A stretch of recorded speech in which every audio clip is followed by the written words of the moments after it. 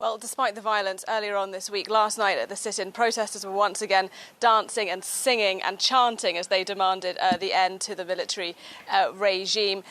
Many of those people there want civilian rule immediately, and that means they intend to stay in the streets at that sit-in until they get that. For the most hardcore among them, theoretically, that means staying on the ground for the next 3 years. That's when transition is supposed to formally come to an end and elections will be held to bring in a civilian administration.